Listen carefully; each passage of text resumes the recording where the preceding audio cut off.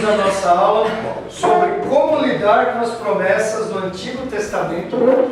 Esse é um lado espinhoso dos dias atuais. Vamos orar?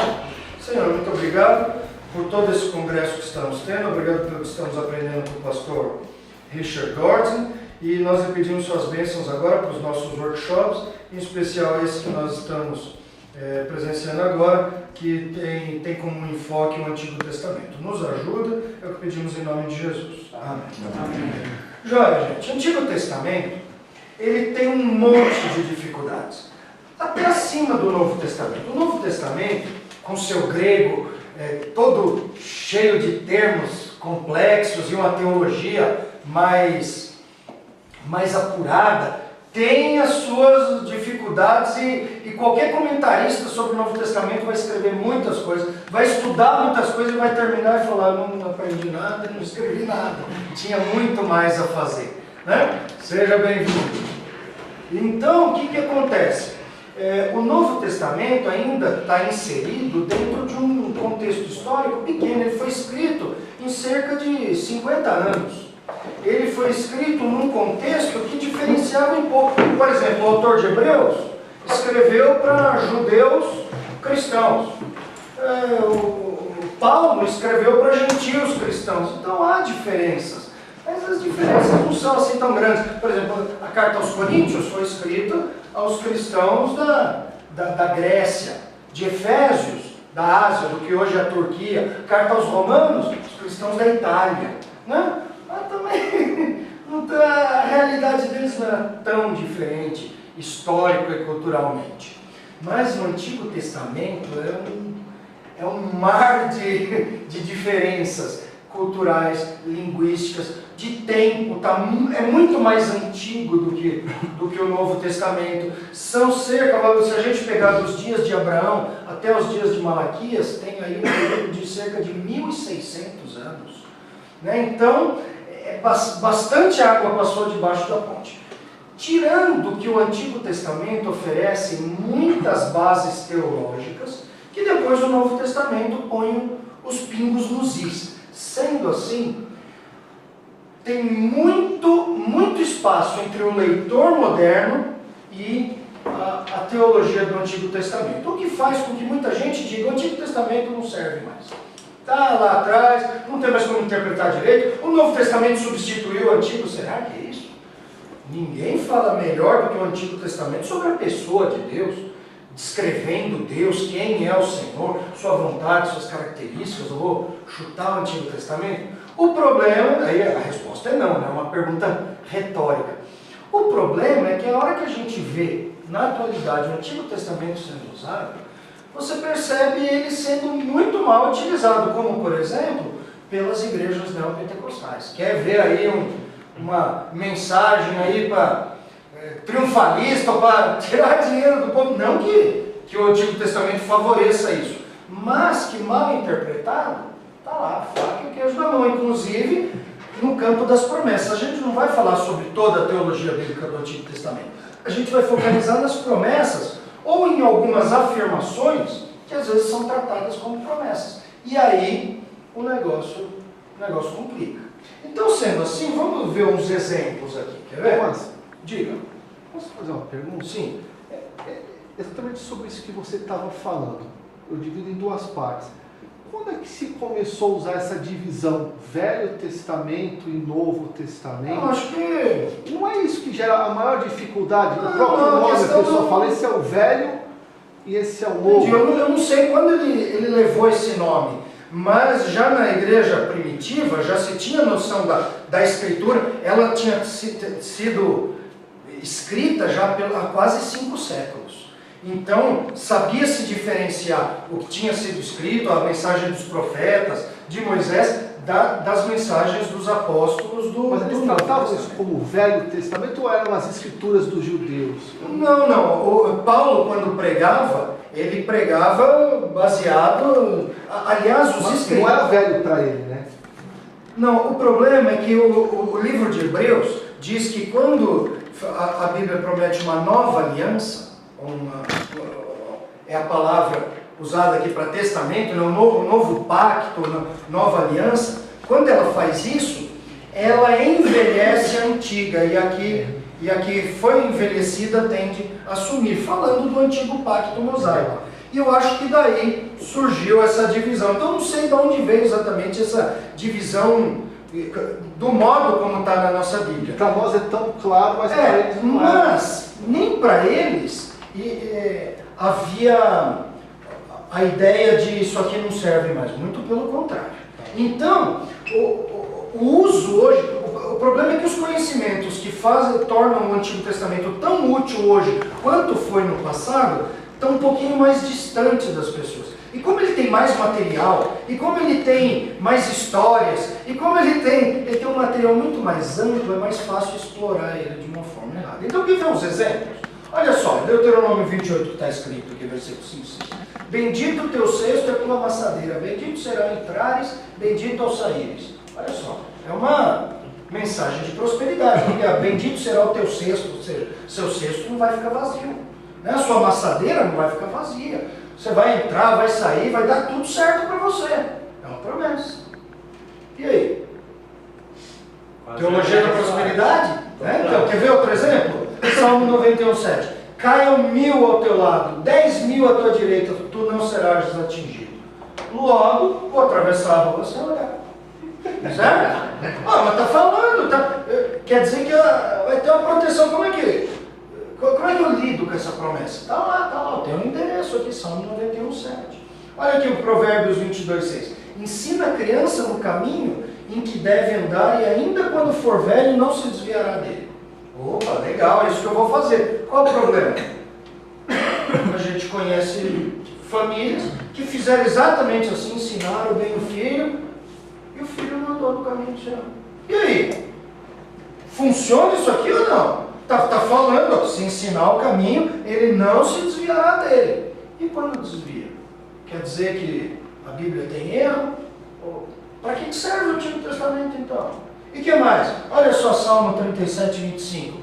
Davi diz: eu fui moço e já agora sou velho, porém jamais vi o justo desamparado, nem a sua descendência mendigar o pão. Aí o pessoal já fala, jamais o justo mendigará o pão, né? Só que aí na própria Bíblia, no próprio Novo Testamento, a gente vê um justo mendigando o pão. Qual era o nome dele? Lázaro, né? Que ele mendigava na porta do rico, aí os dois foram mortos, e cada um seguiu um caminho. O caminho seguido pelo mendigo mostra que ele era crente, mostra que ele era um desses justos, estava lá mendigando o pão. E aí, mas aqui está dizendo, como é que eu faço com isso então? Para que presta então o Antigo Testamento? Você diz uma coisa que não acontece, né? Então, mas será que eu estou usando certo esses textos? Já viram aquelas caixinhas de promessa? Você tira um papelzinho, tem um versículo. Se for assim, o impacto vai ser esse aqui, ó. Ensina a criança, pronto, então vou ensinar direitinho, vou comprar uns livros sobre como ensinar filhos, e aí tudo vai dar certinho. Nem sempre dá. Geralmente é o que acontece, mas será que é uma promessa bíblica? Como é que faz isso? O que eu faço com ela? Então, para a gente entender isso, o Antigo Testamento não é só grande no seu volume, ele é grande na sua teologia também. E da parte teológica do Antigo Testamento, talvez a mais importante para a gente compreender toda a sua mensagem são as alianças que o Senhor fez com o povo de Israel. Tá? Foi com o povo de Israel que o Senhor trabalhou no tempo do Antigo Testamento. Desde Gênesis 12, quando Deus chama Abraão de Ur e disse: vai para aquela terra, eu vou te dar ela, eu vou fazer você uma grande nação e vocês vão habitar aqui. Quando ele faz isso, o enfoque do Antigo Testamento é no relacionamento do Senhor com o seu povo, já trazendo mensagens para o mundo todo. Israel no Antigo Testamento ele é um instrumento de Deus. A eleição de Israel não é uma eleição para a salvação de cada judeu, mas é a eleição do povo, que tem crentes e tem incrédulos, como instrumento para Deus fazer várias das suas vontades. Aqui, ó. Essa aqui está reservada. Tem lugar ali, vai entrando aí, tem lugar. Tem mais um aqui do meu lado, ó. Então vai chegando junto aqui. O lugar tem que ter. Então, Gabi, você senta aqui, você que é muito bonita, minha filha, né? Senta aqui do meu lado. Qualquer coisa, se precisar de um exemplo, eu vou pegar você. Isso. Senta lá, pronto. Então, as alianças estão inseridas nesse contexto em que Deus escolheu Israel para, como um instrumento, produzir pelo menos dois efeitos mais importantes. Primeiro, se revelar a nós por meio de Israel. Israel é um instrumento. A revelação de Deus primariamente foi para Israel, mas não para em Israel, ela se expande. Em segundo lugar, de Israel veio o Salvador. Então a salvação também foi produzida por meio da eleição instrumental ali do povo de Israel. E nesse trato, o Senhor fez algumas alianças. O que é uma aliança? Não é isso aqui, não. Isso aqui reflete a aliança, né? A gente chama de aliança, porque ela é a representação, sei lá, gráfica, não é gráfica, né? Representação simbólica, melhorou, né? Simbólica de uma aliança, de um pacto feito entre o casal. Então uma aliança é isso, é um acordo entre partes. Às vezes esse acordo envolve as duas partes. Ó, eu faço isso, você faz aquilo. É um acordo que envolve uma condição. Eu vendo isso para você, você me paga. Você não paga, eu não entrego o produto. E às vezes é um acordo unilateral. O governo vem lá e lança o Bolsa Família. Bolsa Família. Então, quem tem as características para ter o benefício, ou saúde, educação para todos. Então, é um direito, tem lá na Constituição Federal. É um direito todo brasileiro ter educação, ter saúde. É um pacto unilateral. O governo está se obrigando a fazer isso. Tá certo? As alianças também são assim. Então, nós vamos começar entendendo elas. E aí, quando a gente entrar em cada gênero literário e exemplos de promessas neles, a gente vai ter o material correto para interpretá-los. Então vamos lá. As alianças, a gente pode dividir elas assim. A aliança abraâmica, a aliança mosaica, que tem essa palestiniana aqui dentro, que ela faz parte, ela é um complemento da mosaica. A gente, quando vai se referir a elas, a gente pode até falar aliança mosaica e englobando as duas, mas se você quiser ter certeza que a pessoa entendeu que é o conjunto completo, você pode dizer aliança mosaico-palestiniana, tá bom? Feita com Moisés no Sinai. Tem a aliança davídica, tá bom? Feita com Davi, e a nova aliança. Aí você fala, a nova aliança é do Novo Testamento. Não é não. A nova aliança é do Antigo Testamento, tá bom? Então a aliança com Abraão, a aliança por meio de Moisés, aliança com Davi e a nova aliança com o povo de Israel, com a casa de Israel e com a casa de Judá. Depois a gente entende isso melhor. A aliança de Noé entra onde? Não, ela não entra aqui porque ela não envolve a redenção, as alianças redentoras. Ela foi uma aliança com Noé de que ele não destruiria mais o mundo daquele modo com o dilúvio. Mas quando Deus faz uma aliança com Abraão, ele já começa a desenvolver seu plano redentor. Ele fala, Abraão, quem te abençoar será abençoado.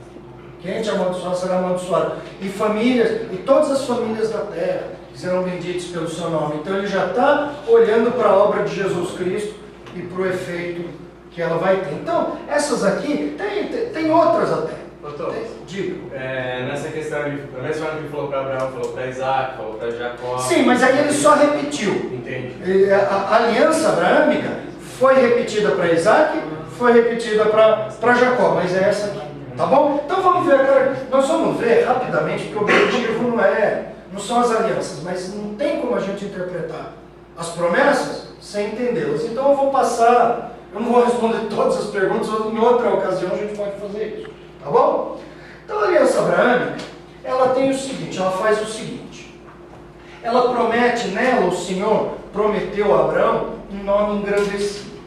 Farei grande o teu nome. Mas por quê? Abraão foi famoso nos dias dele? Ele era mais importante que os outros, ele era um bonzão. O que ele tinha de especial?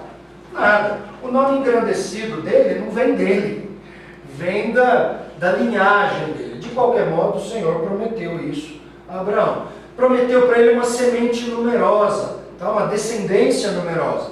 Lembre-se que quando Deus faz esse pacto com Abraão, Abraão não tinha filho ainda. Ele é um senhor de 75 anos de idade e sem nenhum filho. Você vai ser pai de uma nação numerosa. Bênçãos vão vir para todas as nações pela semente, pela sua descendência.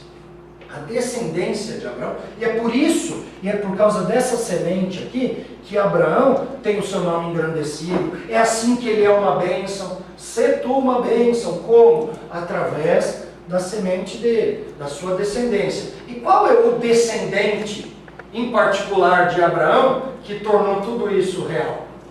Jesus, exatamente. Então, o chamado de Abraão e essa aliança é um instrumento no qual Deus já está preparando a redenção por meio de Jesus. E nos preparando para receber tal mensagem também. Ele continua. Ele promete, a aliança abraâmica promete a Abraão uma terra em possessão perpétua. Ó, seguinte, Abraão, você vai para a terra que eu vou te dar. E ó, olha para um lado, olha para o outro, para cima, para baixo, tudo isso aqui vai ser seu e da sua descendência. O que mais? Abraão, reis vão descender de vocês. Tem gente que fala assim, o Senhor não queria que Israel tivesse reis. Será que é verdade? Porque em Juízes, quando o povo pediu um rei, Deus não queria que tivesse rei em Israel. É verdade isso? Não, a Bíblia fala que ele não queria rei igual aos outros. O problema de Israel foi porque Israel, eu já ouvi falar que os japoneses tentam imitar os americanos em quase tudo, né? Eles querem, pelo menos os jovens, os antigos ainda guardam uma certa tradição, mas os jovens querem se americanizar. O israelita queria se cananitizar. Ele queria ser um cananeu. Ele queria ter um rei igual ao cananeu. Ele queria ter um Deus igual ao cananeu. Ele queria vestir igual ao cananeu. Queria adorar igual ao cananeu. Ele queria ser igual. Então, o problema não está em pedirem um rei, mas em querer imitar as outras nações e no próprio tempo, não esperando de Deus as suas promessas. Abraão recebeu a promessa de que ele ia ter reis na sua descendência. E Gênesis 49:10, Jacó, na sua bênção aos filhos, disse até de que tribo viria aos reis, né? Judá, você é um leãozinho, o cetro jamais se apartará da sua mão. Então estava avisado, a tribo real seria, a dinastia real viria de dentro da tribo de Judá. E era uma aliança incondicional. Só Deus se comprometeu. O que Deus fez? Abraão, depois de tanto tempo esperando o cumprimento da promessa, chegou para Deus e falou assim, como é que eu sei que eu vou herdar essa terra? O Senhor prometeu tanta coisa, até agora não aconteceu nada. Né? Então Deus falou, como é que faz um contrato aí? Contrato naqueles tempos fazia o quê? Era um contrato de automaldição. Eles cortavam o animal, passavam no meio dele, e aquele era o contrato. É como se eles dissessem assim, qualquer um de nós que quebrar esse contrato, que aconteça conosco o que nós fizemos com esse bicho, que nós sejamos partidos no meio. Então a pessoa já ficava preocupada, né? Eu estou querendo que eu, mas eu passei no meio daquele bicho, mas que aquilo acontece comigo também. Né? A gente vê em Jeremias, o povo fez uma aliança lá de libertar os irmãos escravizados, e depois, na hora de pegar a água, foi pesado, foram lá e escravizaram eles de novo. Aí Deus manda a mensagem, como vocês fizeram com os animais, quando vocês passaram no meio deles, jurando libertar seus irmãos, eu vou fazer com vocês também. Explicou o negócio. Quando Abraão é mandado fazer isso, ele está tão cansado no final do dia, que ele não tinha um sabre de luz para cortar o boi no meio. Tinha que cortar com uma faca, e a faca devia ser uma pedra afiada. Imagina cortar um boi inteiro e mais outros animais, espantando o urubu. No final do dia, como a gente conhece uma pregação na internet, ele estava apresentando morto, né? E dormiu. E Deus sozinho passou, sozinho ele fez aquele contrato, dizendo, só eu. Qual a parte de Abraão para eu cumprir isso aqui? Não, cara. Abraão não tem, eu não dependo do que Abraão faça para eu cumprir essa aliança. Então, a aliança abraâmica é uma aliança Vamos lá, todo mundo, uma aliança incondicional. Deus prometeu e não importa o que aconteça, Deus vai cumprir. Só Ele se comprometeu a isso. E Deus cumpre sua palavra. Mas e se a situação ficar meio difícil? Não, Ele cumpre. E se a gente for infiel? Se somos infiéis, Deus permanece fiel, porque não pode negar-se a si mesmo. Então a fidelidade de Deus não é garantida pela nossa fidelidade, é garantida pelo seu caráter, pela sua natureza. Depois eu vou mandar para todo mundo isso aqui. Vou mandar por e-mail. Aliás, quem tiver um papel, uma folha, pode correr uma folhinha aí. Aqui, tem uma folha aqui. Cada um escreve seu e-mail. Escreve legível, viu? Pelo amor de Deus. E aí eu mando para vocês esse slide, tá bom? Então a aliança abraâmica é essa aqui. Depois disso, vem dentro da abrangência da aliança abraâmica. A aliança abraâmica visava quem? Que povo? O povo de Israel, ainda que já houvesse menção de que as bênçãos prometidas a Abraão iam espalhar para outras nações depois. Mas então, dentro dessa abrangência, Deus prometeu a Abraão o seguinte: você vai ter uma família e ela vai para uma terra estrangeira, vai ficar lá 400 anos escravizada, eu vou tirar elas de lá. E aí eles vão ser meu povo. A aliança mosaica é dada justamente nessa ocasião. Quando os israelitas estavam no Egito, eles eram uma grande família, eles eram um povão. Mas quando Deus tira eles de lá e vai levar eles para a terra da promessa, eles não iam só ser um povo com terra, eles iam se tornar o quê? Uma nação. E uma nação precisa do quê? Precisa ter terra, precisa ter o que mais? Precisa ter lei e precisa ter um governo, né? O governo, a princípio, era o próprio Senhor. A terra era da promessa. Faltava uma lei. Uma lei que na verdade, que apontou, que dirigia o relacionamento dos israelitas com o Senhor, mas dos israelitas com eles mesmos. Era uma lei civil também. Então o Senhor faz uma aliança com eles, com algumas características. Ela foi lá celebrada no Sinai, no Monte Sinai.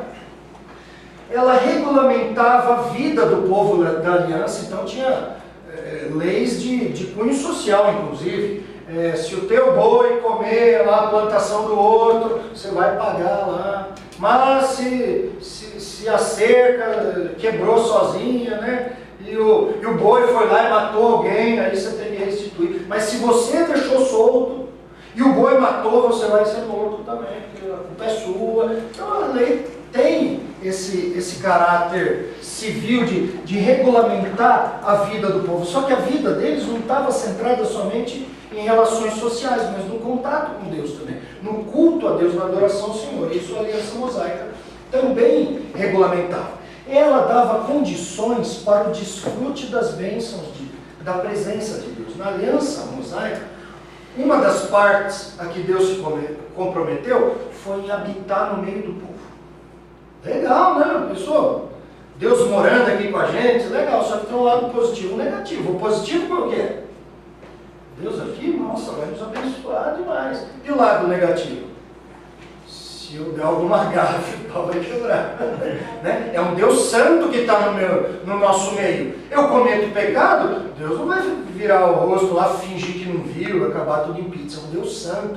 Então isso vai ter aqui, vai trazer problemas se eu quiser andar em pecado. Então, o cumprimento dessa aliança daria ao povo condições de desfrutar das bênçãos da presença de Deus. Tá certo? A aliança previa bênçãos pela obediência e previa castigos pela desobediência. Nos dois casos, abençoando ou castigando, o Senhor seria fiel. Por quê? Porque ele era fiel à aliança, fiel ao acordo. Só que o acordo olhava para as duas partes. Então, se o acordo, o tratamento de Deus dentro do acordo depende do modo como as pessoas agem, que tipo de aliança é essa? Uma aliança condicional. Tá? Ela devia ser também renovada regularmente. A cada 7 anos, a aliança devia ser lida, o povo ouvia tudo e se comprometia de novo. Nós faremos tudo, porque é uma lei, a gente precisa estar sempre ligado nela. O pessoal estuda direito 5 anos e pensa que acabou o estudo. Aí uma vez eu vi uma figurinha dizendo o seguinte: Direito, você estuda 5 anos para depois passar o resto da vida estudando. A lei está lá, você não tem como conhecer tudo, e ela vai mudando, essa aqui não ia mudando, mas a vida do homem ia mudando.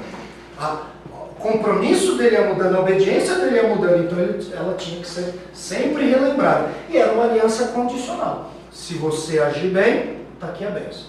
Se você desobedecer, está aqui o castigo. Na sequência dessa, isso aqui foi dado aos israelitas quando eles saíram do Egito. Uns 3 meses aí depois da saída deles do Egito, da instalação ali no Sinai, Moisés foi o intermediário disso.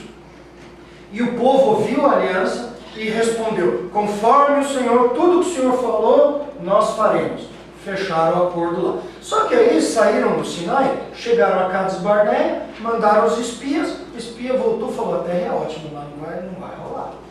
Não vai rolar porque tem gigantes, tem muralha, não vai dar não. O povo quis voltar embora, desobedecendo as ordens do Senhor, se rebelando contra ele e já sofrendo a sua primeira sanção dentro da aliança. E aí aquela geração morre no deserto e os filhos deles é quem vão herdar 40 anos depois essa terra.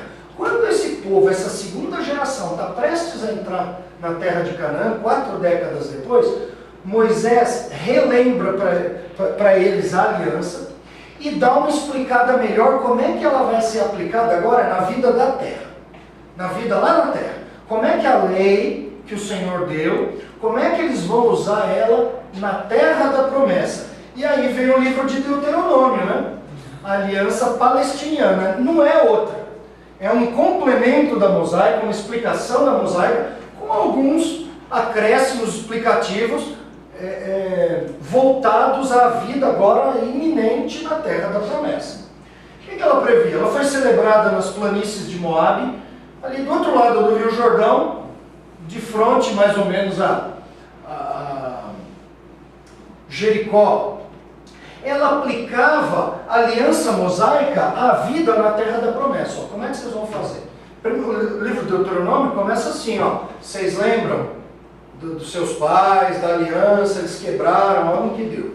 Tá? Então, vamos rever? Vamos fazer uma releitura, a moda é essa, vamos fazer uma releitura, só que a releitura não é apresentada de um novo modo, é reler mesmo. Vamos voltar ao que eles não deram atenção. E aí, fica muito claro que Deus ia ter 3 P's para o povo na terra da promessa, se eles fossem fiéis a essa aliança que é condicional.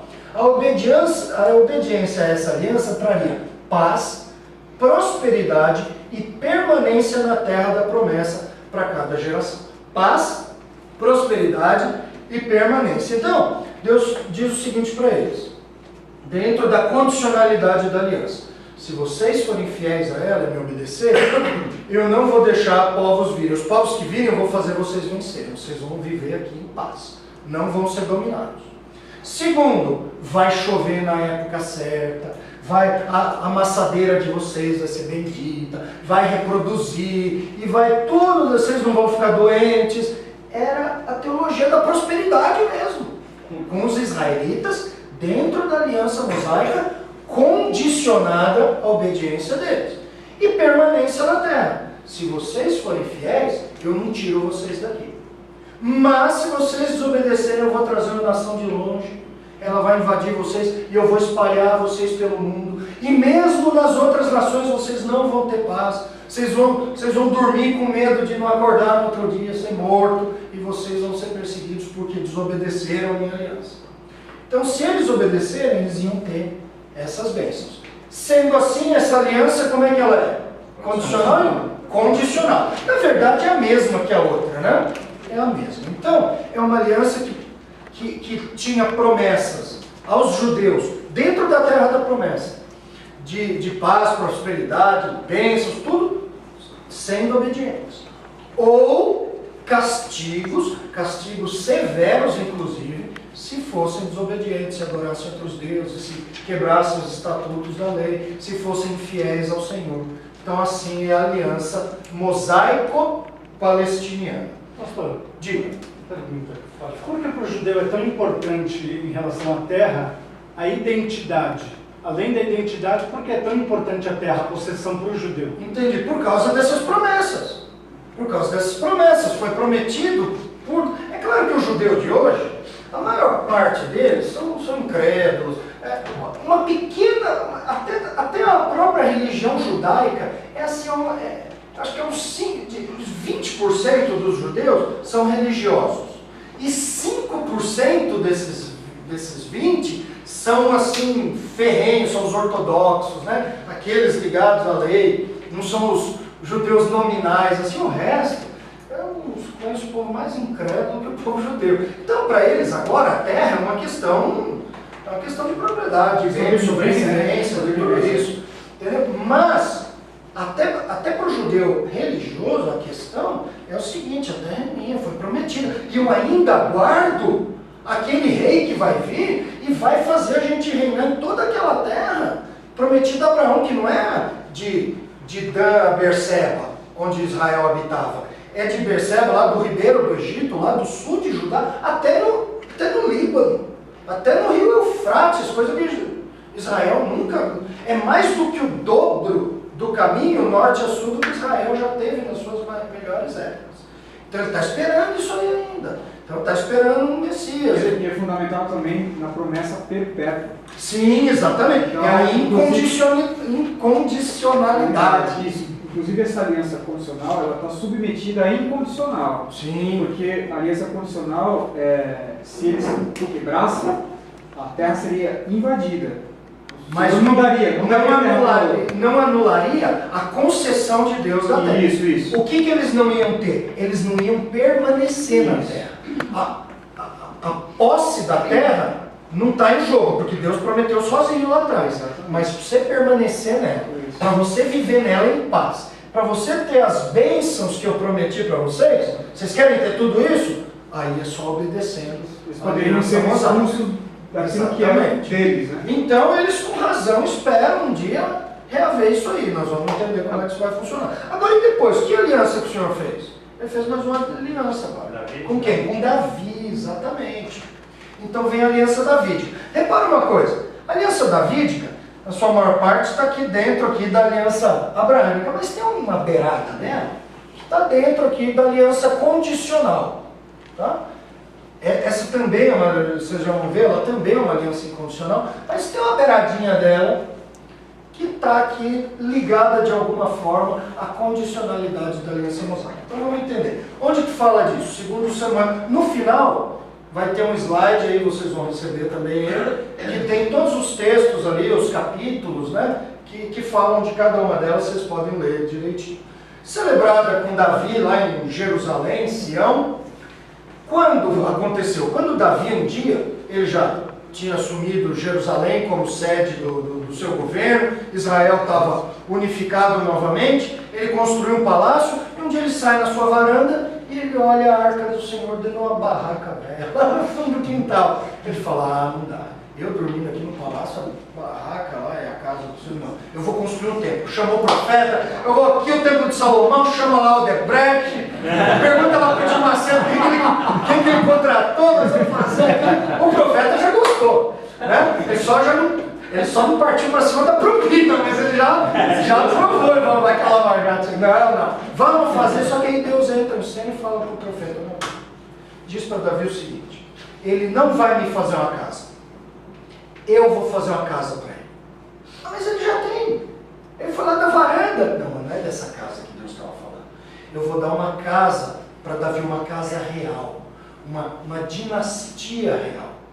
Quer dizer que a família dele vai permanecer no trono. Saul queria deixar o trono para os seus filhos. Acabou deixando para Davi, que era de outra família, de outra tribo. Isso não ia acontecer com Davi. Ele ia receber como bênção de Deus a promessa de uma herança, de uma descendência que ia continuar no trono. E essa foi uma promessa também iniciada e garantida unilateralmente por Deus. Deus falou, você não vai me fazer nada não. Não, mas eu queria, não. Seu filho vai fazer. Você não vai me fazer nada não. Eu que vou te fazer. Certo? Não, tudo bem. Tudo bem, negócio fechado. Então, é uma promessa de uma dinastia contínua e de um herdeiro eterno. Davi, a história vai terminar com seu herdeiro lá no trono. Tá? Está garantido. Um trono eterno. Mas, uma promessa que ia tratar os herdeiros dele, os homens que sentassem nesse trono, de uma maneira condicional. A promessa do trono, a promessa da dinastia é incondicional. Mas os reis eram judeus. Os reis faziam parte do povo que tinha que seguir as ordens do Senhor, certo? Então a beiradinha que entrava na condicionalidade é que a promessa de disciplina temporal, de acordo com a aliança palestiniana, ia atingir esses reis. Então Deus fala o seguinte: essa promessa que eu estou fazendo com você, Davi, não vai acabar. Mas os seus descendentes, se eles pecarem, eu vou tratá-los, eu vou açoitá-los com vara de homens. Ou seja, aqueles castigos que eu previ na aliança mosaica, já que eles, apesar de beneficiários dessa promessa eterna de um trono, eles também estão debaixo dessa aliança mosaica. Eles têm que me obedecer também, eles têm que cumprir a lei, eles têm que ser fiéis a mim. Se não forem, eu não vou tirar da sua família a promessa do trono, mas eu vou tratar eles condicionalmente conforme as suas ações. Então a gente vê alguns reis, filhos de Davi, sofrendo condenação pelos seus pecados. Qual o primeiro que sofreu a condenação pelo pecado? O bom. Mas eu estou pensando no pai dele. Não, quem? Não. Robão, pai de Robão, quem foi? Salomão. Salomão terminou a vida dele, perto do final da vida, construiu templos para as esposas, templo a Moabe, Milcom, e foi lá junto, vamos, Sá, vamos lá adorar comigo, mas aqui não vai dar, não, Sá, então vai o trouxa lá, vai lá adorar lá os outros deuses. Aí Deus fala o quê? Porque você pecou, eu vou dividir a nação, tá? Eu não vou tirar toda a nação da sua casa, porque por amor a Davi, a promessa que eu fiz a ele, mas agora sua casa vai reinar sobre um pedaço menor. E já nos dias do filho dele, as primeiras semanas de governo já teve um semi-impeachment.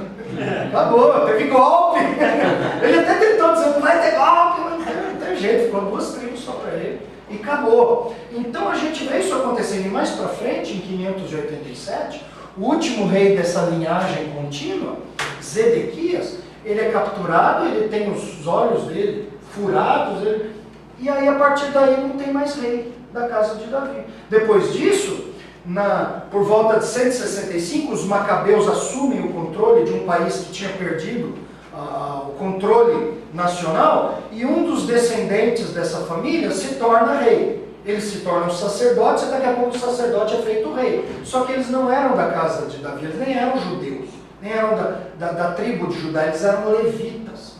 A casa dos macabeus, eles eram filhos de Matatias, um levita muito fiel.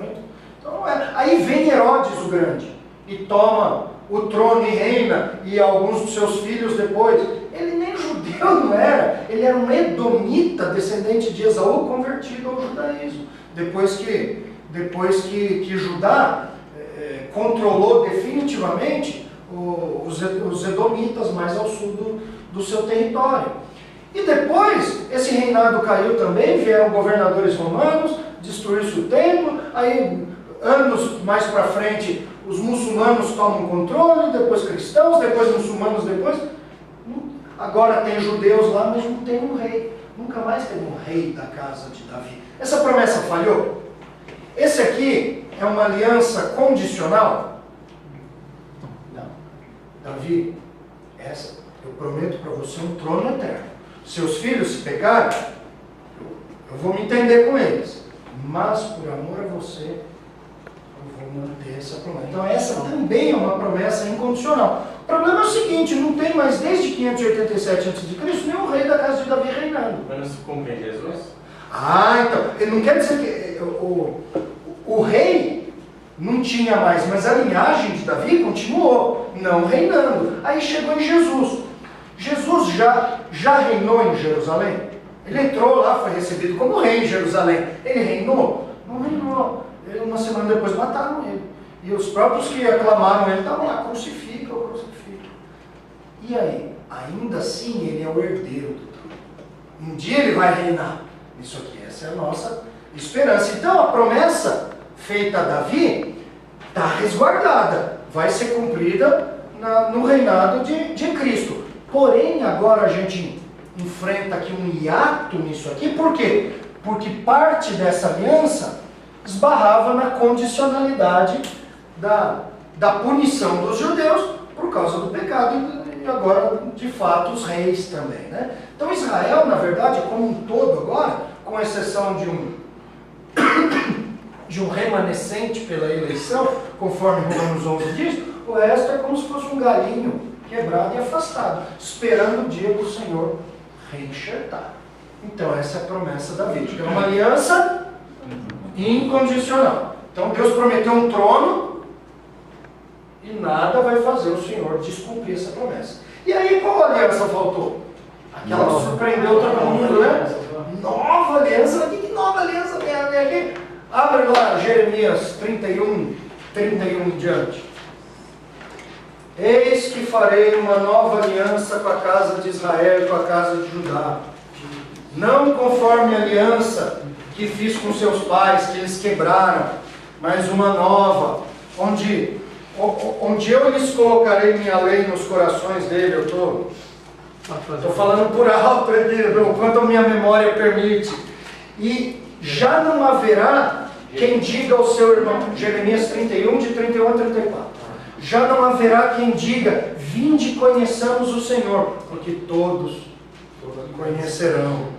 Então é uma promessa de, assim como o Senhor fez uma aliança, e com quem o versículo 31 diz, com quem que ele vai fazer essa aliança? Com a Casa de Israel e com a casa de Judá. Ah não, mas aqui Israel e Judá é todas as pessoas do mundo, mas fala dos pais dele. O que os pais deles fizeram no versículo 32? Receberam uma aliança e quebraram. Quais foram esses pais que receberam uma aliança e quebraram? Os judeus. Então, ali, casa de Israel e casa de Judá, está se referindo ao povo de Israel. Numa época em que Israel e Judá eram dois reinos. Na verdade, nesses dias, o reino de Israel já tinha até tombado diante da Síria. Ainda assim, a ideia do povo de Deus em dois reinos permanece. Então ele está se referindo à totalidade do povo de Israel. E ele promete o quê? Eu vou fazer uma nova aliança com eles. Não conforme a velha aliança. A velha aliança dava para quebrar, certo? Eu vou fazer uma aliança diferente com eles. Uma aliança que não pode ser quebrada. Não pode ser quebrada porque eu não vou dar uma lei para eles. Eu vou escrever a minha lei no coração deles. O que isso significa na Bíblia, escrever uma lei no coração? É uma figura, né? Que aponta para quê? Para salvação, para conversão. Ou seja, eu vou convertê-los. Eu não vou dar uma lei para incrédulos, como ele fez na saída do Egito. E a partir daí, alguns foram crendo, outros não. Parece que o maior número era de incrédulos, haja vista o procedimento de Israel ao longo de toda a sua história lá no Antigo Testamento. Essa era a crise de Paulo em Romanos 9, né? Sim, exatamente. Os seus patrícios estavam... Exatamente. Ele fala, eles têm zelo, não, povo. Eles têm zelo, sem compreensão. Aqui ele atribuiu isso à eleição, a Deus ter amado Jacó e rejeitado Esaú. E ele fala, ele faz isso, é o que o pastor Rick estava falando lá embaixo. Eu faço isso, eu dou minha misericórdia para quem eu quiser. E eu endureço a quem eu quiser. Por quê? A gente pergunta para ele quando chegar lá. Ele não se dá o trabalho de nos explicar. Na verdade, quando Paulo levanta essa pergunta no versículo 19, no versículo 20 ele diz, quem és tu, homem, para questionar Deus? Ou seja, ponha-se no seu lugar. Isso não é do seu governo. Ou seja, uma lição de sujeição. Deus quer nos sujeitar, inclusive naquilo que nós não compreendemos, naquilo que nos parece chocante. Ainda assim, é a vontade boa, perfeita e agradável do Senhor. Aí ele nos coloca no nosso lugar. Então ele promete uma conversão geral dos israelitas. Nenhum mais vai ter que dizer para o seu irmão, vinde e conheçamos ao Senhor. O que é isso? Evangelismo, né? Não vai mais precisar evangelizar porque todos conhecerão. Só que não é só isso que a nova aliança promete. Com Jeremias, com Ezequiel 36, a promessa de conversão que vem nos versículos 25 a 27, que ele fala assim: aspergirei água pura e vos limparei dos pecados, tirarei o seu coração de pedra, colocarei um coração de carne, colocarei o meu espírito dentro de vocês. Antes disso, um versículo antes e um versículo depois, ele diz: eu reunirei vocês de todas as terras, e eu vou converter vocês, e vocês vão habitar nessa terra aqui. Então, essa promessa de conversão geral vem com a promessa de reunião mundial e habitação na terra prometida a Abraão. Antes do milênio. Depois Esse da tribulação. é o milênio. A reunião do povo, É o reinado. Quando a nova aliança se cumpre, porque agora vamos entender por que nesse gráfico ela está aqui. Ela está aqui porque ela está associada à aliança abraâmica. Tá? A terra prometida. Todos os textos da nova aliança enfatizam a presença dos israelitas na terra da promessa. E a terra da promessa, lá em Gênesis 15, de 17 a 21, é desde o rio do Egito até o grande rio Eufrates, passando por todos aqueles povos que ele descreveu na época, né? Todo aquele território. Então a nova aliança é também o cumprimento da nova aliança é também o cumprimento da aliança abraâmica. Essa aliança nunca foi cumprida completamente ainda. Israel habitou lá, com Davi e Salomão, Israel conseguiu até dar umas caras lá pro lado da Síria, do Líbano, né? Conseguiu receber imposto de lá, mas não foi deles. E depois, logo, nem isso não tinha mais. Mas, no cumprimento da nova aliança, dessa reunião mundial do povo de Israel, dessa conversão, há também o cumprimento da promessa da terra. E junto ao cumprimento da promessa do trono. Aí é quando Jesus vem para reinar. E quando ele vem para reinar, ele assume seu cargo. Ele dá sequência ao cumprimento dessa promessa que de fato ali, que na prática parou de ser usufruída por essa linhagem no ano 587 a.C. Ele volta lá para o mesmo trono, ele dá o cumprimento, ele continua o cumprimento. Começou com Davi, Salomão, Roboão, Abias, Zedequias, aí parou. Jesus é como se ele voltasse nisso aqui, ó. De onde parou? Daqui? Então tá, deixa eu sentar aqui, vamos voltar a esse reinado.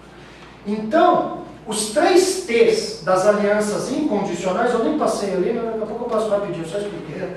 São 3 T's. Terra, trono e um trato, um novo trato, um novo tratamento. Agora o trato não é eu mando e vocês obedecem. O trato agora é eu converto vocês e coloco meu amor no coração de vocês. Diga, Arthur. Pastor, até aqui a gente viu que as promessas de Deus com Israel, com o povo de Israel, certo? Mas a nova aliança diz respeito também a gente, certo? Então, aí vem o caso. Eu nem vou entrar no que a nova aliança representa no Novo Testamento. Por quê? A descrição dela é uma descrição completamente judaica, que prevê conversão, da qual a gente, é o mesmo processo de conversão que a igreja, pela qual a igreja passa. Mas a reunião da terra, isso não tem como dizer o seguinte, é um pedacinho da nova aliança ou outro. Tem gente que fala que a igreja usufrui das promessas espirituais, das bênçãos espirituais da nova aliança. Mas não consegue explicar por quê. Né? E a nova aliança não é só isso. A nova aliança também tem cumprimentos físicos, terrenos, seculares. A terra vai ser de vocês. Vocês vão ser reunidos. E aí não adianta espiritualizar. Não, é que Deus está reunindo sua igreja de todo lado do mundo. Não. É um cumprimento bastante específico e os profetas não deixam enganados. Então, o modo... Chega no Novo Testamento, aí fala lá da nova aliança. Toda vez que fala judeus, a cristãos judeus. Então a gente fala, ele está mencionando para judeus aquela promessa. O problema é que em 2 Coríntios 5:7, quando Paulo fala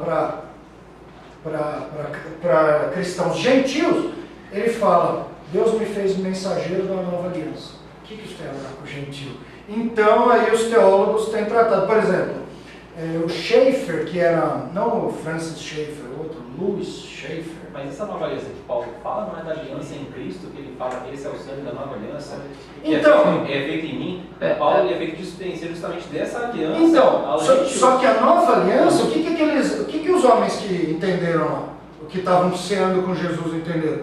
Que ele ia garantir o quê? A conversão dos israelitas, o retorno deles para a sua terra, e ele ia ser o rei deles sobre isso aqui. Claro, um reinado que é em Israel e que se expande pelo mundo. Isaías 2 e Miqueias 4 diz que as nações virão a Sião aprender sua lei e não aprenderão mais guerra, porque de Sião sairá a lei para o mundo e tal. A gente percebe que o reinado de Jesus no reino sobre o qual Davi reinou vai ter uma influência mundial, uma abrangência mundial. O problema é o que fazer com a nova aliança da igreja. Para nós foi prometido habitar nessa terra aqui? Não foi.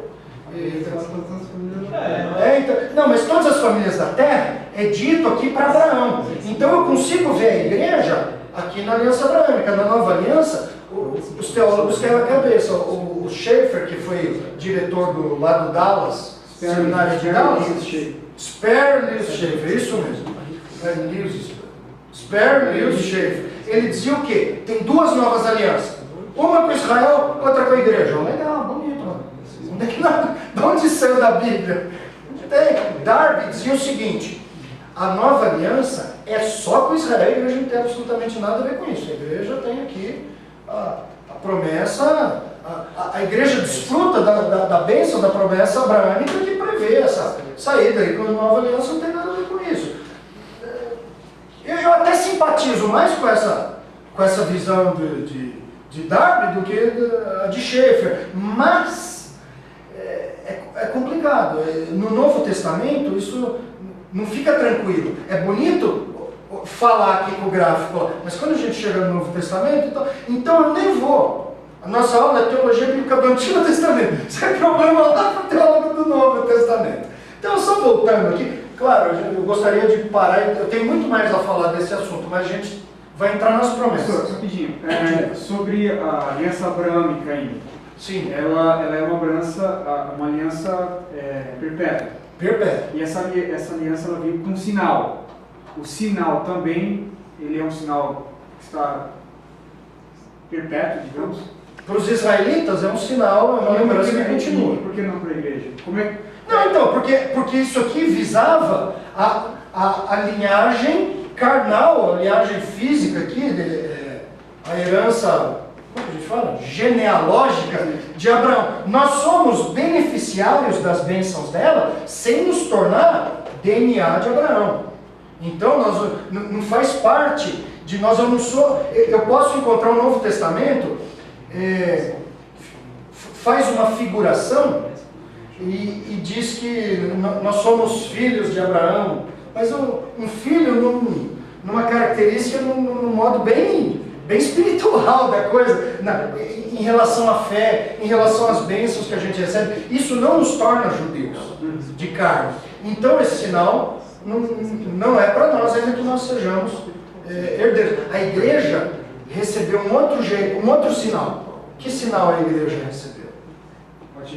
O batismo e a ceia. Então a igreja simboliza as bênçãos que recebeu, sendo batizado, e aquilo é um símbolo, dizendo, ó, tá vendo? Eu morri aqui, fui lavado dos pecados, eu sou nova criatura. E a ceia, o corpo e o sangue de Jesus me abençoaram, me fazem agora ter comunhão com o Senhor. Eu vou me assentar à sua mesa, eu tenho comunhão com Ele pelo que Ele fez. Então, a nova aliança, ó, já foi garantida no sangue de Jesus. Esse é o sangue da nova aliança. A nova aliança que Jeremias prometeu, Jesus garantiu na cruz.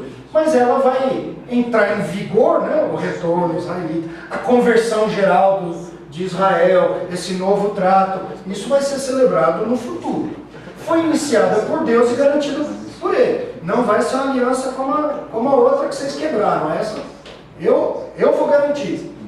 Em tudo diferente da aliança mosaica. A condicionalidade dela vai passar. Essa é uma aliança incondicional.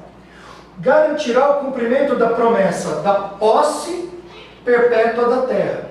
E dará a Israel uma nova relação. É também a ocasião em que a aliança davídica antes joga. Então, tudo isso aqui que eu tinha para falar é para dar um arcabouço da teologia do Antigo Testamento, de como a palavra de Deus, como promessas que Deus fez, como elas são enquadradas ao longo do Antigo Testamento.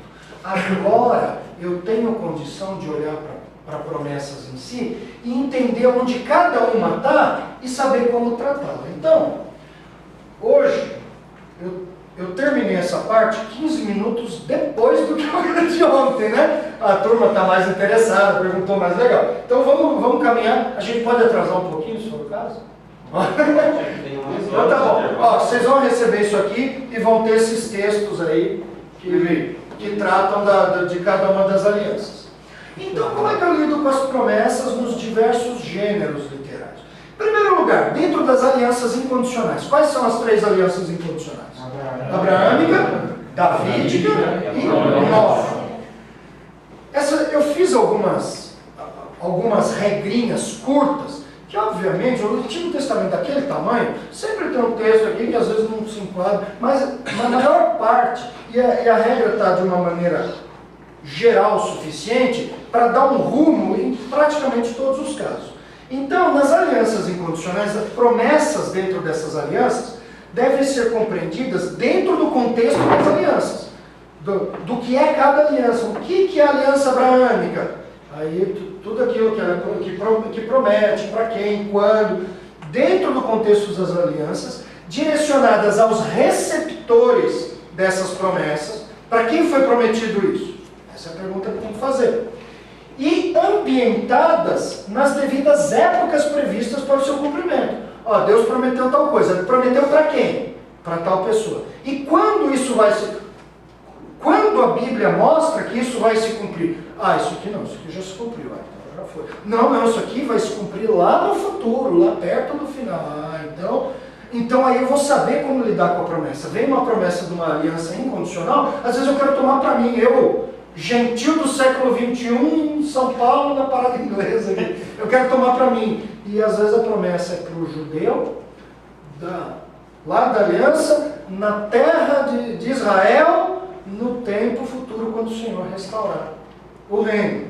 Então vamos ver alguns exemplos. Olha lá.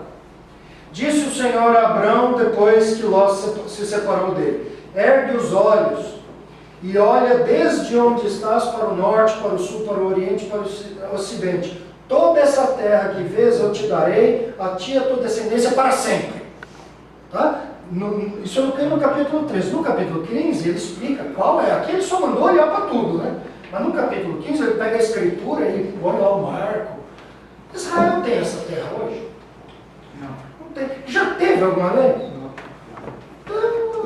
Conseguiu quase chegar na metade de toda essa posse.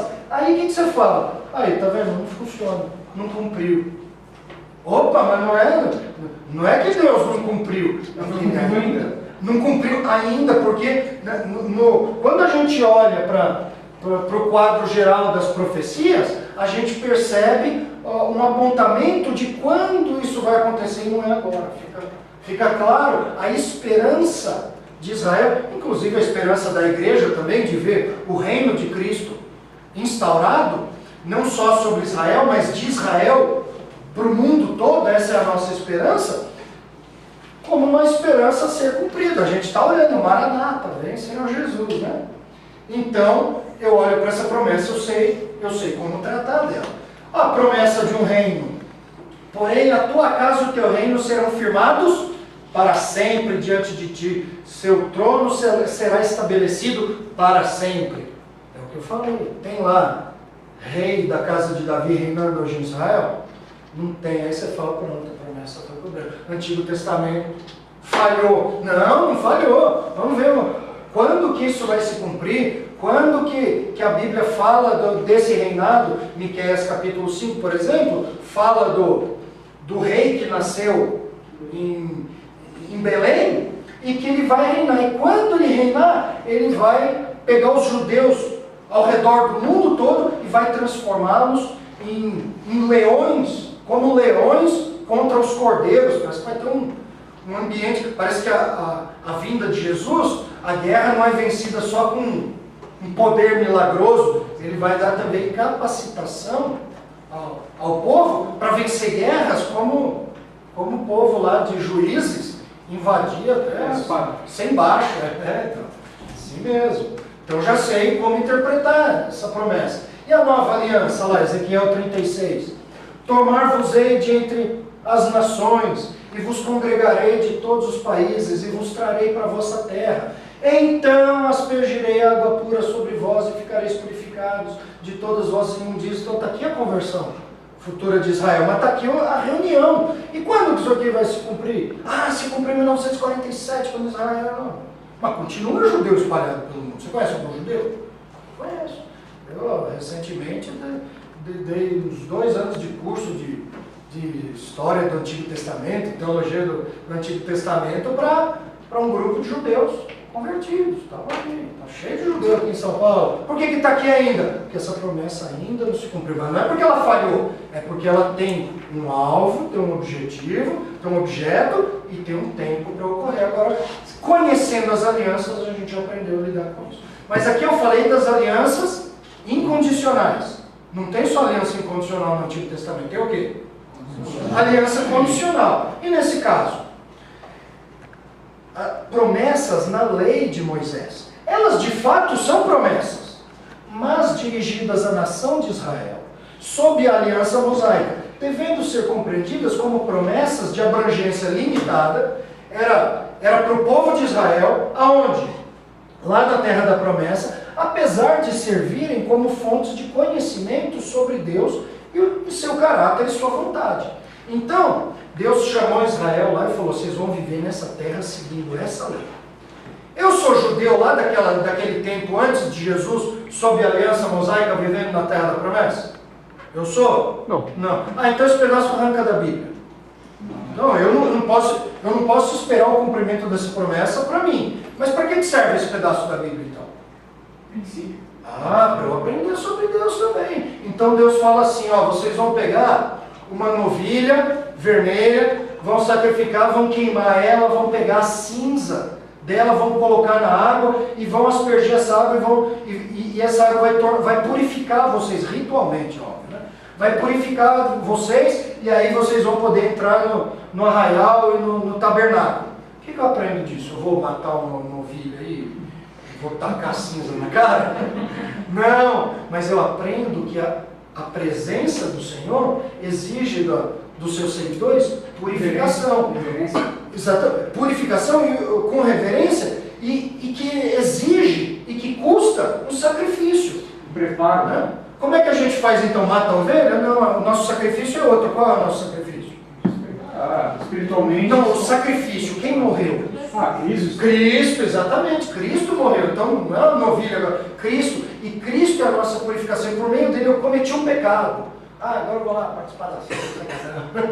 Vou lá, não tem problema, eu vou, sei lá, entrar na outra. Não, eu vou buscar o perdão. Se confessares os vossos pecados, ele é fiel e justo para vos perdoar os pecados e vos purificar de toda a injustiça. Então eu aprendo que Deus é um Deus que leva o pecado a sério. Que o pecado gera morte mesmo. Para ser sanado, ele precisa de um sacrifício. E que Deus quer que nós nos purifiquemos para nos apresentar na sua presença. Então são valores que estão contidos na lei, mas que não dependem da lei. Eles continuam existindo fora da lei, porque eles não existem por causa da lei, eles existem por causa de Deus. Eles existem por causa da sua santidade, da sua maneira. E por causa disso ficaram impressos na lei. Né? Quando eu aprendo a extrair, então, se eu já sei a abrangência dessa lei, então eu já tenho a lupa, o óculos certo, a peneirinha certa, para tirar o que está além da lei. E aí eu aplico corretamente. Então vamos ver exemplos. Bendito o teu cesto, a tua amassadeira, bendito serão entrares ou saíres. Então, teologia da prosperidade está certa. Então, eu posso pegar esse dinheiro aqui que eu ia comprar, fazer a compra, eu vou comprar um iPhone novo, aí um computador, um videogame, um PS18, né? PS18 você luta com o jogador você mesmo, em pessoa, carne e osso. E aí, porque não tem perigo. Minha amassadeira, você vai ficar amassado isso assim. Então, para quem que era essa promessa? Para os judeus, dentro da aliança mosaica. Agora, o que eu consigo aprender disso aqui? Consigo aprender que mediante bom relacionamento com Deus tem cuidado. Deus pode me abençoar. Exatamente. E lembrar que isso aqui estava pautado pela obediência. Deus hoje não tem esse acordo. Às vezes a gente obedece o Senhor e ele não dá o que a gente quer. Né? O que aconteceu aí? Deu ar-condicionado. Ligar? Abaixa mais. Mas eu empolgo demais, né? É porque ele tá na ventilação. Ele tá na ventilação, não tá no ar-condicionado. Só na ventilação. Eu pego o mineiro. O mineiro me falou que tá ligado. Então tá bom. Mineiro, você tá assistindo aí, eu te pego depois. Então, ó, eu aprendo certos valores sobre o relacionamento com Deus. O que mais? Olha só Êxodo 19. Agora, pois, se diligentemente ouvirdes minha voz e guardardes minha aliança, então sereis minha propriedade peculiar dentre todos os povos, porque toda a terra é minha. Vós sereis reino de sacerdotes e nação santa. Joia! Para quem Deus disse isso? Para o povo de Israel. Só que a gente chega em 1 Pedro 2,9 e ele diz o quê? Vocês são o quê? Sacerdócio real. Povo de propriedade exclusiva de Deus. Uma nação santa eleita. Você fala, então a promessa está se cumprindo na igreja. Não. A igreja, isso quer dizer que o Israel, que era o instrumento de Deus, o que é uma nação de sacerdote? O que é um sacerdote? É um intermediário. A função de ser um intermediário entre Deus e o mundo pertencia a Israel. O privilégio de ser uma nação separada, com uma vida diferente, uma vida servindo o Senhor, era deles, uma propriedade peculiar. Aí o que aconteceu? Deus mudou o seu tratamento na história. Deus mudou? Não. Ele está seguindo o plano que ele preparou, mas o plano dele que é feito em fases, em capítulos, em administrações. Isso são dispensações. O povo pensa que dispensacionalismo não, bicho, 7 épocas, eu nem creio. Deus mudou o beneficiário só. Sim. Então Israel colocou a igreja. E talvez, não sei, beneficiário sim, mas talvez antes de beneficiário seja um instrumento. Quando ele fala desses fatores aqui, significa que agora o instrumento dele, né, entre os homens, não é mais Israel. Não é mais por Israel que ele fala ao mundo, mas agora pela igreja. Mas isso não significa o cumprimento dessa promessa em nós. Significa uma substituição dentro de um plano que não se mudou, não se substituiu.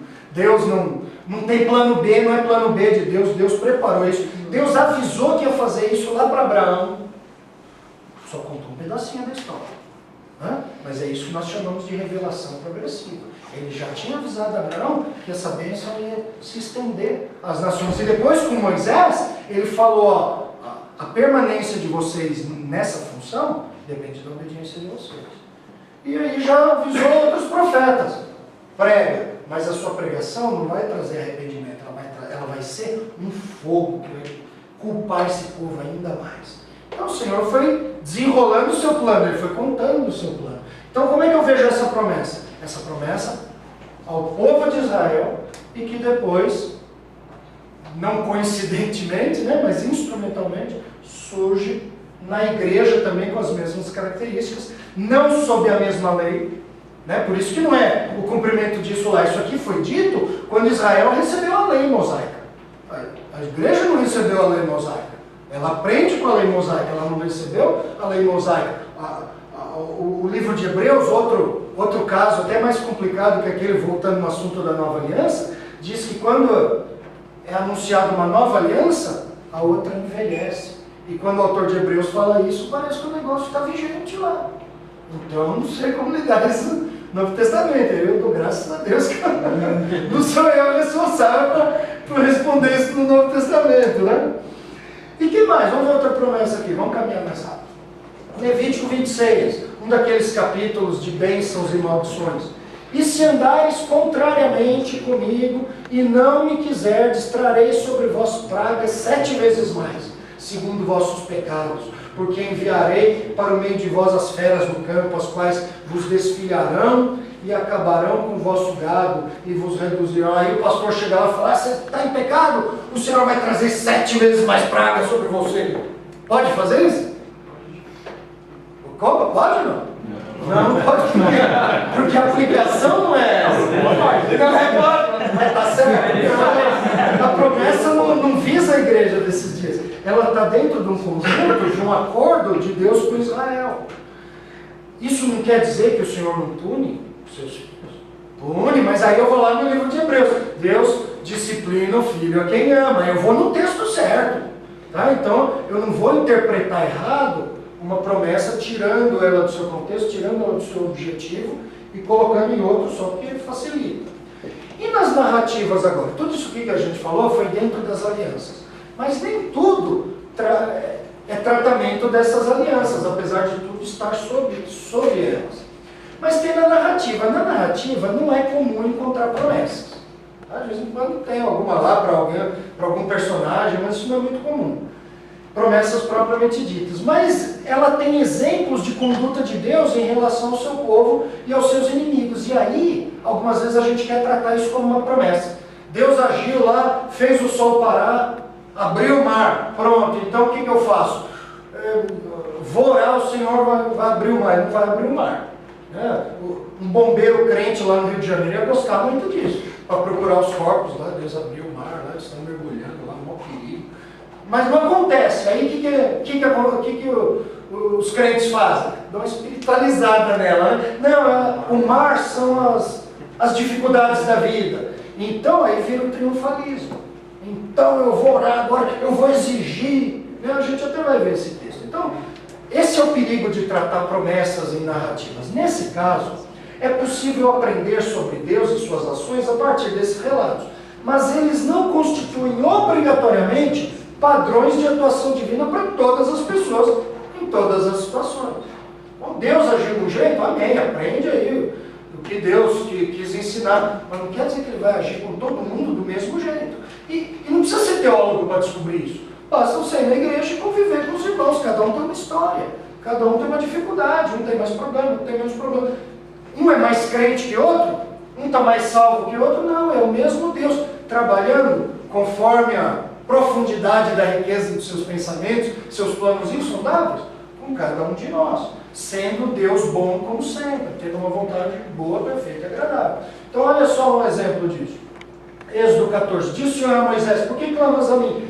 Dize ao povo que marche. Então ele estendeu a mão sobre o mar e o dividiu. Ótimo, aconteceu. Eu vou agora chegar no meio da Avenida Tiradentes, lá, os carros tudo parados a levantar, eu vou andar com um toco, vou andar com um toco no carro, abro lá, o porta-mala levanta assim, os carros afastam. Não vai acontecer isso, mas eu aprendo do poder de Deus. No Antigo Testamento, dois fatos são marcantes para todos os escritores quase, sobre o poder de Deus. Um é a criação e o outro é o êxodo. Esse negócio de abrir o mar, as pragas já foram espetaculares, mas nessa de abrir o mar, hein, Senhor?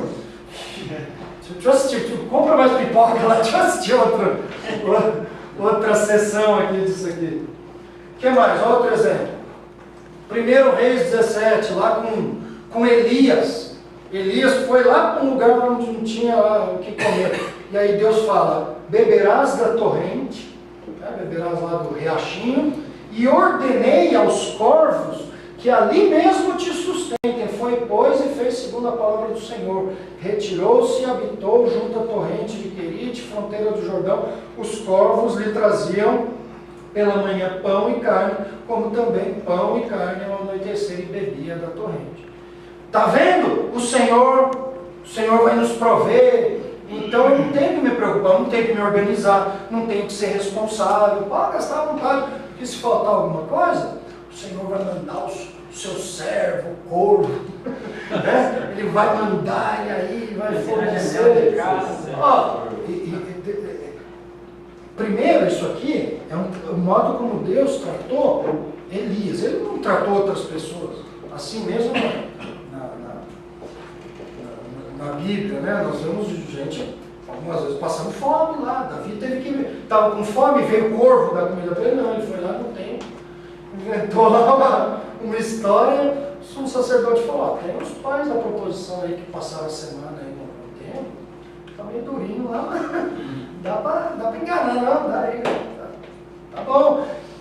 O fato é que eu não posso tomar isso aqui como um apoio para a irresponsabilidade. Quer ver um exemplo disso? Neemias. Deus estava abençoando Neemias, não estava? A reconstruir o muro, tanto que em 56 dias ele reconstruiu a muralha de uma cidade. Nem a OAS, mais rápido do que a OAS, reformou o apartamento do Lula, gente. Isso, não tem cabimento. Então ele fez isso, Deus estava abençoando. Mas sabe como é que ele gerenciou o trabalho? Cada um trabalhando perto da sua casa, estava todo mundo preocupado com as invasões dos samaritanos, para atrapalhar a obra. E aí preocupado, trabalhando do outro lado da cidade, será que minha família está bem? O cara não está com a mão aqui e a cabeça lá. Não, você vai trabalhar na frente da sua casa e com a espada do lado. Ah, mas isso não é fé, não. É bom senso, é sabedoria. É sabedoria daquele que espera, que aquele que faz o que está ao seu alcance, espera que Deus faz o que está fora do nosso alcance. Então, a responsabilidade, ela não é um ato de falta de fé. Muito pelo contrário, é um ato de sabedoria e de honrar a inteligência e o cuidado que Deus nos dá. O que eu não alcanço, aí eu conto com Deus. Agora, não vou ser irresponsável porque um texto falou que Deus levou comida com corvo para Elias. E nos Salmos? Nos Salmos é complicado. Porque os Salmos fazem... Também não é muito comum ter promessas, né? Mas tem afirmações muito fortes. Né? Muito fortes, que parecem ser categóricas. Que se usar esse texto como caixinha de promessa, pronto, aí você vira um leão, agora ninguém me aguenta. Tá?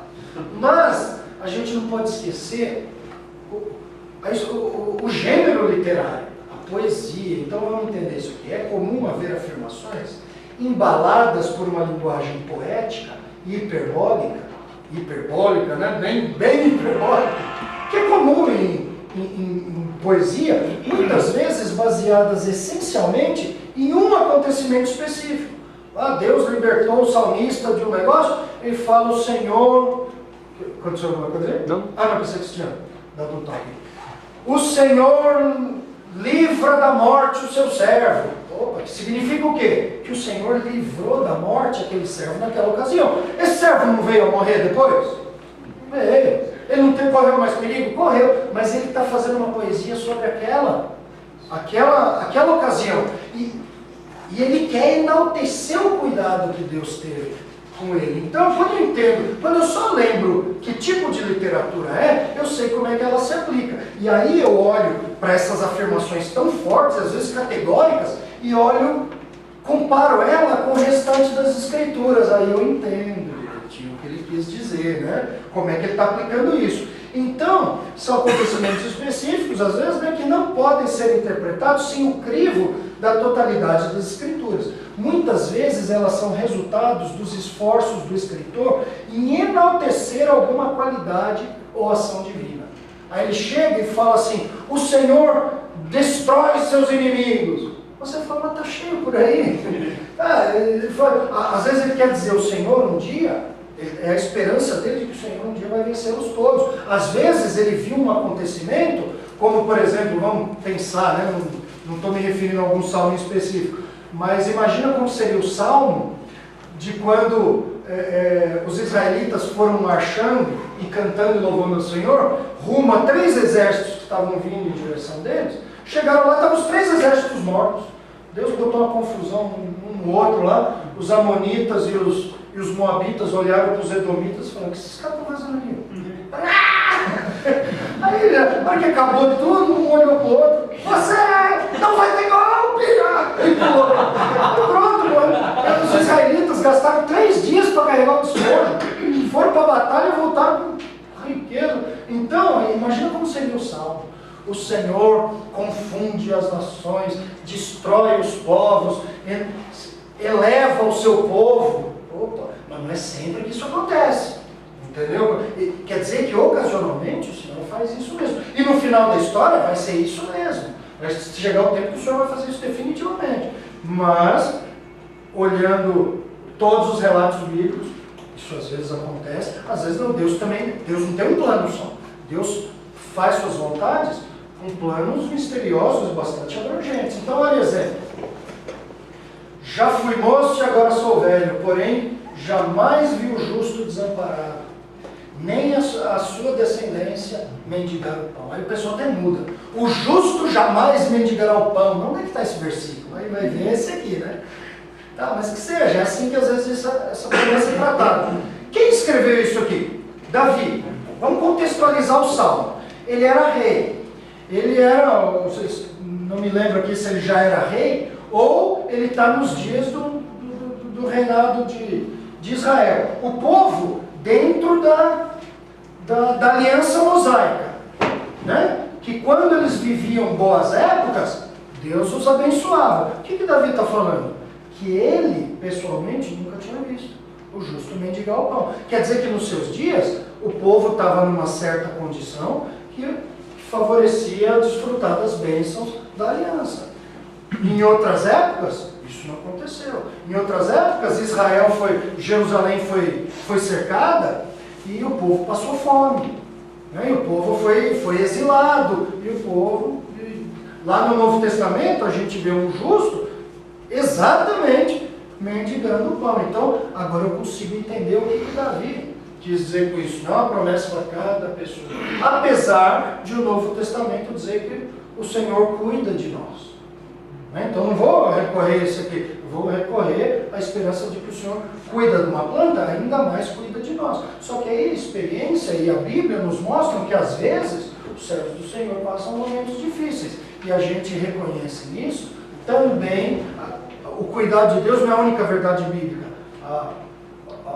A sua vontade misteriosa de nos fortalecer na fraqueza, que nem Paulo, Senhor, tira de mim esse espinho, não, porque o meu poder se aperfeiçoa na fraqueza. Às vezes ele nos abençoa, nos suprindo, e geralmente é isso que ele faz. Mas vezes por outras, ele nos abençoa, nos fazendo passar momentos mais difíceis. Pastor, Malaquias 3:10. Então... A gente vai chegar, vai ser o último texto. É o último, vai ser nos profetas. Tomás, diga, só para concluir isso daí, é óbvio, não é uma promessa para todo mundo. Mas é possível também entender que quando ele estava escrevendo esse salmo, ele estava deixando isso como uma esperança para os leitores? Olha, não, claro que sim. Claro que sim. Mas a intenção é aquele negócio. Ele pega a sua experiência, ele pega um momento que ele quer enaltecer e ele transforma, ele coloca de uma maneira que se isolada do restante da Bíblia, parece ser um contínuo, sem intervalos. Esse é Deus tem lá um comando que alguém deu lá e ele só trabalha desse jeito. Então a gente vê de fato o Senhor suprindo os seus. Nós oramos por isso. Como Jesus ensinou a oração? Nos dê o nosso pão todos os dias. Então isso faz parte do cuidado Pode ter de Deus. talvez até um certo exagero dele. Talvez o intuito de... Então nesse caso, até que não. Mas quer ver um outro lugar aqui? Mas ele mesmo não mendigou? Quer ver? Talvez... Então, quer ver um outro lugar que a hipérbole é maior? Presta atenção aqui. Caiam 1000 ao teu lado e 10.000 à tua direita, tu não serás atingido. Nossa, pode cair, porque a Coreia do Norte está testando míssil lá, vamos andar. Pode passear na Vamos Síria. andar. Pode ir na Síria, pode ir lá. Vai lá conversar com o Estado Islâmico, 1000 cairão ao teu lado. Opa, esse aqui, tá vendo como é uma hipérbole? Como ele tá... Às vezes tem 1000 e só cai o crente. Né? Mas isso faz parte do plano de Deus. O que ele está querendo dizer? Que o Senhor protege os seus, que o Senhor tem um cuidado especial pelos seus. Mas isso não quer dizer que ele nunca entregue os seus, que ele não personalize seu plano em relação aos seus servos. Nós vamos seguir mais um pouco, no final a gente faz mais perguntas para seguir. Esse aqui é um grande problema. Provérbios ou literatura sapiencial. Né? Provérbios é literatura sapiencial, mas é que Provérbios é onde mais parece oferecer relações de causa e efeito. Faça isso e vai acontecer aquilo. Como lidar com isso? Parece promessa mesmo. Trata-se de conselhos sábios baseados no senso comum e na observação da vida e nos padrões de Deus que indicam relações comuns de causa e efeito, que geralmente ocorrem sem, contudo, constituírem promessas infalíveis. Então, o que são os provérbios? Eles não são profecias. Eles são o quê? Salomão, que foi feito bem sábio, ele começou a observar a vida, começou a observar as causas e efeitos. E ele começou a notar alguns padrões de acontecimento. Então ele começou a fazer algumas relações de causa e efeito. Ó, você faz isso, né? Você casa com uma mulher rixosa, melhor você abraçar o leão bravo. Melhor você dar um beijo na boca do urso nervoso, do que casar com uma mulher rixosa, porque ele olhava para as pessoas, para as famílias e falava, olha, realmente uma mulher rixosa dentro de casa é difícil. Cadê as mulheres? Não são rixosas? O que mais? Ensina o menino no caminho que deve andar. Tá? Geralmente é o que acontece. Isso não anula o fato de que Deus personaliza a história de cada um. Em alguns casos não acontece. Mesmo no caso que não acontece, o conselho não deixa de ser sábio. E também com base nos padrões de Deus, na santidade de Deus. Os provérbios abordam isso. Quer ver exemplos? Um é o que a gente já falou, já explicou, né? Ensina o caminho no menino. O menino no caminho, não ensina o caminho no menino que deve andar. Agora, ó, testemunha falsa não fica impune, e o que profere mentiras não escapa. A Lava Jato vai colocar lá na porta da Polícia Federal. Você fala, o que mais a gente vê no Brasil é testemunha falsa sendo impune. Até um ano atrás que a gente ouviu falar da Lava Jato e viu o estardalhaço, o estrago que ela está fazendo, a gente nem sequer acreditava mais na justiça. A gente nem se importava mais com as notícias de corrupção, porque a gente sabia que não adiantava nada. Não adiantava nem ficar nervoso, porque não ia mudar de jeito nenhum. Agora chega lá da chata, agora a testemunha falsa vai em cana. Mas e aí, esse versículo não funciona? Ele é sábio. Isso quer dizer que se o menino sair de casa e falar assim, vou estudar na casa do amigo, e vai jogar bola lá na esquina, não custa nada para o pai passar com o carro lá e ver lá o menino, peraí, você não falou, é aqui que você ia estudar? Mas aqui dá aquela resposta que não vale nada. Fala, não, tudo bem, eu tenho uma cintinha ali em casa que está esperando dar uma esquentadinha ali, então pronto, aí o menino vai, ou alguém chega pro outro, já viram assim, você não sabe, o cara fez tal coisa assim, aí tem um ditado popular que diz o quê? A mentira tem perna curta, a pessoa descobre e fala, pô, o cara é mentiroso, o cara mentiu, e isso custa para alguém. Então isso aqui é um conselho sábio, ainda que às vezes algumas testemunhas falsas passem, né? Como é que é aquela frase do Lincoln? Você pode enganar muita gente por algum tempo, pode enganar algumas pessoas por todo o tempo, mas você não tem como enganar todo mundo o tempo todo, né? Então isso reflete o que esse texto ensina, é um conselho sábio. Então eu olho para ele, mas se aquilo não acontece, eu não digo o seguinte, a palavra de Deus falhou. Eu tenho que tratá-la dentro do gênero literário que ela está. Grave mal vi debaixo do sol. O quê? As riquezas que seus donos guardam para o seu próprio dano. Está vendo? Dinheiro é do diabo, dinheiro. Geralmente as pessoas que têm muito dinheiro se perdem por causa dele. A cabeça vira, ele vai aproveitar mal esse dinheiro, se desvia. Mas isso é com todo mundo? Não. Eu conheço muitos crentes que têm muito dinheiro, levam vida simples, aplicam na obra do Senhor, e o dinheiro deles não é para o dano deles, é para o bem do reino, da obra de Deus. E até alguns incrédulos, que têm muito dinheiro, é claro, continua sendo incrédulo, mas pelo menos a gente olha para isso aqui de um modo mais grosso, e e vê o contrário na vida deles, vê pessoas vivendo simplesmente, de modo simples, não se deixando levar pelas riquezas, não se orgulhando, não se tornando uma pessoa arrogante, ao contrário, sendo sensível aos outros, ajudando. Mas, geralmente, o que a gente vê é basicamente isso, o dinheiro virando a cabeça das pessoas e trazendo mal. E, finalmente, nos profetas, e aí vai entrar depois quem perguntou de Malaquias, né? Quem? Aqui, né, Malaquias? Então vai ser o último dos três aqui. Então, como lidar? Os profetas fazem muitas promessas.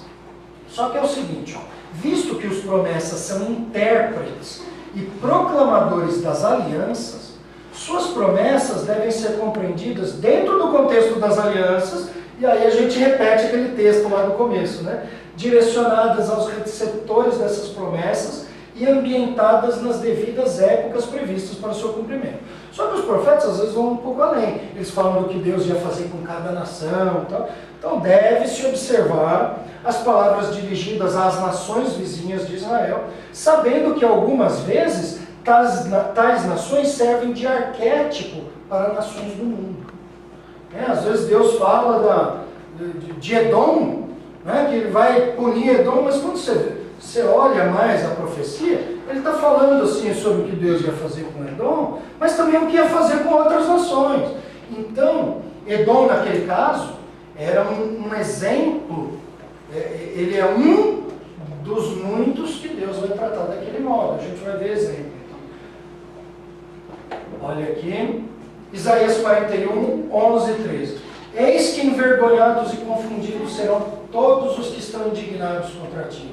Serão reduzidos a nada, e os que contendem contigo perecerão. Aos que pelejam contra ti buscá-lo-ás, porém não os acharás, serão reduzidos a nada, a coisa de nenhum valor os que fazem guerra contra ti, porque o Senhor teu Deus te toma pela tua mão direita e te digo, não temas, porque eu te ajudo. Então no próximo protesto que tiver na rua aí, MBL, eu vou pintar essa camiseta e vou lá. Cadê a CUT aí? Porque o Senhor vai arrasar todo mundo aqui que não concorda comigo, que vier para cima de mim, todos eles perecerão. Se eu tratar essa promessa, que nem caixinha de promessa, eu vou usar para mim. Cheguei lá no trabalho, o pessoal pegando meu pé, o Senhor vai arrasar eles. Né? O Senhor vai me tomar pela mão. Você está falando do que isso aqui? Está falando de quando o Senhor vindicasse o seu povo. Ele de fato iria abater as nações perseguidoras do seu povo. Isaías está tratando sobre isso, está tratando da restauração de Israel, principalmente do capítulo 40 até o 66, e do que vai tá ligado a isso tudo. Olha outro exemplo. Miqueias 5, 5 e 6. Este será a nossa paz. Miqueias 5, 2 é aquele que fala do rei que nasceu em Belém. No 3 o rei já está reinando, né? Miqueias ele pega o tempo entre o nascimento e o reinado desse rei, ele amarra os dois e puxa. Ele não vê espaço entre os dois. E quando isso acontecer, ele fala assim, ele será a nossa paz. Quando a Síria vier à nossa terra, e quando passar sobre os nossos palácios, levantaremos contra ela 7 pastores e 8 príncipes dentre os homens. Estes consumirão a terra da Síria, a espada e a terra de Nimrod, dentro das suas próprias portas. Assim nos livrará da Síria, quando vier à nossa terra e pisar os nossos limites. Só que tudo isso aqui está ligado? Está ligado a um período quando aquele menino que nasceu em Belém começasse a reinar. Ele já reinou aqui. Não é se ele é rei sobre toda a criação. Isso ele sempre foi, não precisa de promessa para isso. A Bíblia, quando fala do reinado do Messias, fala como algo futuro que ainda não aconteceu. É óbvio que não tem nada a ver com a soberania dele, o reinado dele sobre o universo. Não é esse o caso. Mas vamos dizer, até que a gente queira dizer, não, mas não é esse reinado futuro, é quando Jesus veio. Mas quando Jesus veio, a Síria já tinha o brejo há muito tempo. A Síria foi destruída, a família real assíria acabou no ano 609, quando Nabucodonosor invadiu Arã. Em 612 já tinha destruído Nínive, os assírios correram para Arã, Nabucodonosor foi atrás de 609, destruiu eles, aí começa o Império Neobabilônico, e aí o restinho de assírio que sobrou, que correram lá para Carquemes, já quase na Turquia, sob o comando de um general qualquer lá, Nabucodonosor foi atrás também, em 605 acabou com eles. Nos dias que Miqueias está escrevendo, a Assíria ainda está vindo para destruir Samaria, ou tinha acabado de destruir. Então, para Miqueias, o arqui-inimigo dos servos de Deus era a Síria. Mas quando o cumprimento disso acontecer, não tem assírio, nem sombra de assírio, nem pó de assírio há muito tempo. Vai ser no futuro. Então, por que ele fala da Assíria? Ele toma a Síria como um arquétipo. O que é um arquétipo? É um tipo principal, um igual arqui-inimigo, é um arquetipo. Para quê? Para representar, segundo a experiência dele quando ele escreveu, os inimigos, o povo inimigo do Senhor. Que virão. Exatamente. E por fim, para acabar, para ninguém morrer de canseira aí, depois tem que tomar um café lá. Eu estou cansado. Trazei todos os dízimos à casa do tesouro, para que haja mantimento na minha casa. Provai-me nisso, diz o Senhor. Aí o Senhor faz o desafio. Provai-me nisso, se eu não vos abrir a janela do céu e não derramar sobre vós bênçãos sem medida. Esse é bom. Aí, isso, o povo está mais ganancioso que ainda dá uma oferta melhor. Aí enche o povo lá. Malaquias, ele é intérprete das alianças. Que aliança ele está interpretando no livro dele? Quando ele fala assim, vocês estão me trazendo sacrifícios imundos. Vocês não estão honrando os seus casamentos. Vocês estão pegando a minha obra que eu ordenei e dizendo que canseira. Quando Deus repreende os israelitas por meio de Malaquias, de que aliança ele está falando para criticar o procedimento dos israelitas? Mosaica. Né? Quem eram os objetos, os destinatários da aliança mosaica? Quem? Os judeus, diante de Jesus, né? E entre outras coisas, entre os sacrifícios que eles tinham que fazer direito, entre a vida que Malaquias critica por geral deles, eles tinham que trazer os dízimos aonde? Na casa do tesouro. Onde é que ficava isso? No templo. O Celso Garcia. Esse aqui deve ser também do imposto de renda, né? A casa do tesouro, os cofres públicos, né? Vai vir na próxima nota de 100 reais. Para quê? Para que haja mantimento. Opa! Um tratamento dentro de uma aliança condicional ou incondicional? Condicional. Se você me obedecer, o que eu vou fazer? Eu vou abençoar, eu vou dar mantimento. Tá? Opa, mantimento é para casa. Eu vou fazer o quê? Eu vou abrir as janelas dos céus, derramar sobre vós as bênçãos sem medidas. Ou seja, vai chover no tempo certo. Essa chuva vai fazer o quê? Vai trazer prosperidade, vocês vão ter colheita, vocês vão ter seus rebanhos procriando. É aquele acordo que a gente fez lá com Moisés. Se vocês me honrarem, eu abençoo vocês. É exatamente o que vocês não estão me fazendo. Então eu posso pegar esse texto aqui, chegar para a igreja hoje e prometer bênçãos para quem trouxer dinheiro lá na frente da igreja? Se eu fizer isso, sabe o que acontece? As pessoas vão dar oferta diferente do que o Novo Testamento ensinou. Como é que é o padrão da oferta do Novo Testamento? Com amor, voluntariamente. Só que então, ao invés da pessoa, se eu ensino esse texto, ao invés da pessoa trazer o coração dela, trazer uma oferta como se fosse o seu coração, uma oferta de amor, a oferta dela vem com uma chave. A oferta dela não é um coração, é uma chave. Para quê? Para abrir a janela do céu. Aí então eu dou mais, porque a chave é maior, eu abro mais. No final a oferta vira uma barganha com Deus. No final não deixa de ser o velho paganismo. Eu apazigo Deus aqui de uma certa maneira para obter, tomar lá da cá. Uma mão lava a outra. É assim que o Novo Testamento ensina?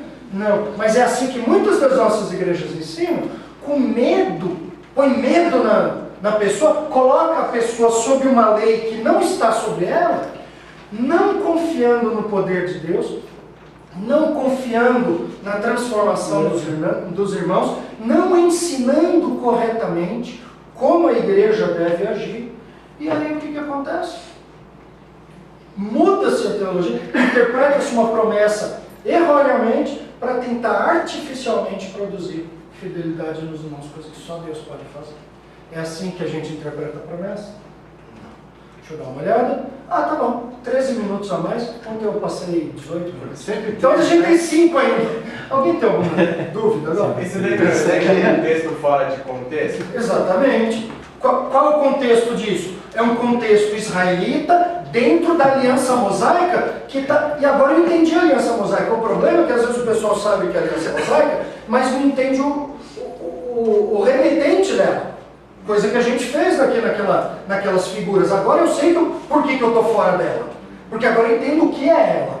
Então agora eu entendo como é que eu trato a promessa dentro da aliança condicional e como, olha só, dentro do profeta, mas o profeta como intérprete das alianças. Isaías interpretou a nova aliança lá naquele texto que a gente leu. Malaquias está interpretando a aliança mosaica, mosaico-palestiniana, nesse trecho que a gente leu.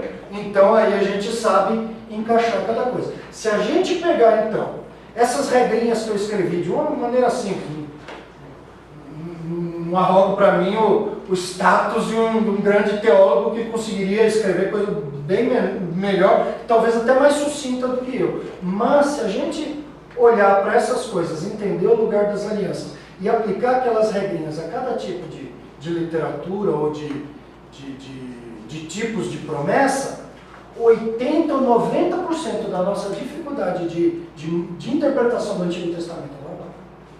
Aí a gente para de interpretar errado o Antigo Testamento e consegue identificar outros erros. Porque é duro o pastor chegar lá e falar, está na Bíblia. Você fala, mas está mesmo na Bíblia. Está na Bíblia, mas quem escreveu isso tinha uma ideia completa. O que o autor quis dizer? É o problema da hermenêutica, né? O que o autor quis dizer com isso? Ele está falando para quem? Onde ele quer chegar com isso aqui? Aí eu entendo onde ele quer chegar. Sei aplicar isso para a igreja. Então o Antigo Testamento é útil para a igreja? Claro que é. Nossa, experimenta não pregar o Antigo Testamento nesse Antigo Testamento para a igreja. Por isso a questão da pregação expositiva vai te ajudar muito nisso, né? Exatamente. Para não ficar pegando texto sorteado na Bíblia. Agora, reparem como a pregação expositiva, ela expõe um texto, mas ela não tira o texto do restante da Bíblia. Agostinho quer dizer o seguinte, que a gente tem que se aproximar das Escrituras.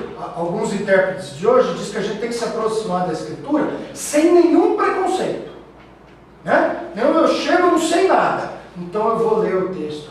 Não, ao contrário, Agostinho dizia, eu tenho que ler a Bíblia já trazendo uma bagagem das Escrituras, uma bagagem teológica. Se não eu pego esse texto, tiro dali, viro a caixinha de promessa, eu faço o que eu quiser, ensino o que eu quiser. É onde a teologia bíblica é onde a teologia bíblica é o pregador, né? Melhor amigo do pregador. Então, a teologia bíblica, a sistemática costuma estabelecer esses limites. Onde é que eu não posso passar? Então, a teologia sistemática dá alguns pilares e eu já sei que se eu pular para fora dele, eu estou fora do campo aqui. Mas a teologia bíblica é quem vai resolver os problemas aqui dentro do pasto. A teologia sistemática impede eu pular fora da cerca do pasto. Mas a teologia bíblica é que ensina como é que eu ando aqui dentro. Aí tudo isso que a gente fez, entender o desenvolvimento da teologia na Bíblia, o desenvolvimento dos livros, da revelação progressiva, aí pronto. Aí, eu entendi isso aí, eu não preciso agora ser um especialista, claro, quanto mais eu estudar, melhor é. Mas eu já tenho diretrizes que vão me livrar do erro.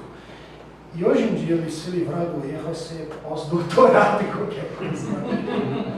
Vamos orar? Pastor Gilberto, você ora? Mas, Senhor Deus, nós queremos te louvar e te agradecer muito pela oportunidade que o Senhor nos concede em poder nos reunir aqui para esse tempo tão precioso, podemos ouvir a Tua palavra e aprender mais dela. Muito obrigado por isso, que a cada dia o Senhor possa nos ensinar e que tudo que temos aprendido não seja apenas algo intelectual, mas que nós possamos estar transferindo, aplicando as nossas vidas para que possamos estar crescendo ainda mais em Cristo Jesus. Muito obrigado pela presença de cada pessoa e obrigado também pela disposição do pastor em passar para nós esses ensinos preciosos. Em nome de Jesus oramos e agradecemos. Amém.